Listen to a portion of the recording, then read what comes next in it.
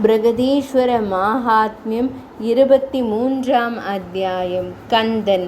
மன்னா, உனது பக்திக்கு கட்டுப்பட்டேன். உனது மகன் ஜெயசோழன் என்ற பெயரில் விளங்குவான். இந்த திருத்தலம் சக்தி திருத்தலம் ஆகையால் சக்தி, கணபதி, சாஸ்தா, விஷ்ணு முதலிய தெய்வங்களுக்கு ஆலயங்களை எடுப்பாயாக என்று கூறி மறைந்தான் கந்தன். 8 சக்திகளுக்கும் ஆலயம் எடுத்தான் மன்னன்.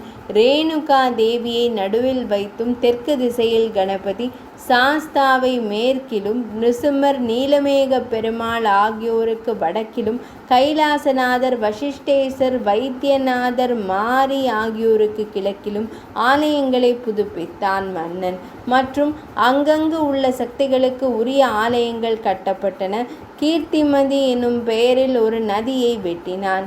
இந்நிலையில் இவனது துணைவி கருவுற்றாள். நல்ல நாளில் குழந்தை பிறந்தது. பிறந்த குழந்தைக்கு ஜெயசோழன் என்று பெயரிட்டான். வளர்பிறை போல் மகன் வளர்ந்தான். சகல கல்வியிலும் தேர்ச்சி பெற்றான்.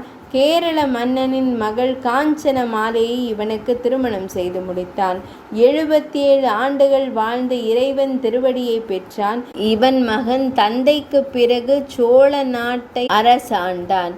மூதறிஞர்களின் ஆலோசனைப்படி நாட்டை ஆண்டான். கஞ்சனூர், கதலிவனம், ஸ்ரீவாஞ்சியம் முதலிய ஆலயங்களுக்கு திருப்பணி செய்தான். பெருவுடையார் ஆலயத்தை போல் 3/4 பங்கு இருக்குமாறு ஒரு ஆலயத்தை ஜெயசோழபுரத்தில் கட்டினான்.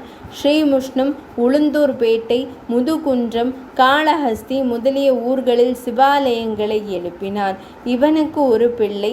அவன் பெயர் கனகசோழன். இவனுக்கு பட்டம் கட்டிவிட்டு தனது 60வது வயது இறைவன் திருவடியை எய்தினான்.